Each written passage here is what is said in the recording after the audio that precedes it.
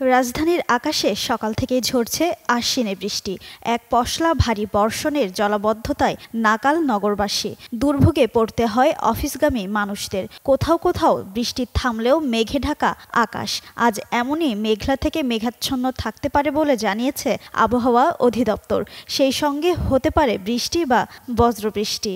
সোমবার সকাল ৭টা থেকে পরবর্তী ৬ ঘন্টার জন্য ঢাকা ও এর পার্শ্ববর্তী এলাকার জন্য দেওয়া পূর্বাভাসে এ তথ্য জানানো হয়। পূর্বাভাসে বলা হয়, ঢাকার আকাশ আজ মেঘলা থেকে মেঘাচ্ছন্ন থাকতে পারে বলে জানিয়েছে আবহাওয়া অধিদপ্তর।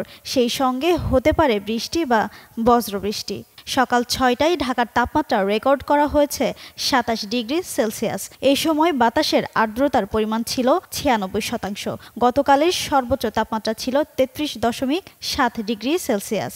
এদিকে সবশেষ সারা দেশের জন্য দেওয়া ১২০ ঘন্টার পূর্বাভাসে বলা হয়েছে, আজ খুলনা, বরিশাল ও চট্টগ্রাম বিভাগের অনেক জায়গায়, ঢাকা বিভাগের কিছু কিছু জায়গায় এবং রাজশাহী, রংপুর, ময়মনসিংহ ও সিলেট বিভাগের দু-এক জায়গায় অস্থায়ীভাবে দমকা হাওয়াসহ হালকা থেকে মাঝারি ধরনের বৃষ্টি বা বজ্রবৃষ্টি হতে পারে। সেই সঙ্গে খুলনা, বরিশাল ও চট্টগ্রাম বিভাগের কোথাও কোথাও মাঝারি থেকে ভারী বর্ষণ হতে পারে। সারা দেশে দিনের তাপমাত্রা সামান্য কমতে পারে এবং রাতের তাপমাত্রা প্রায় অপরিবর্তিত থাকতে পারে।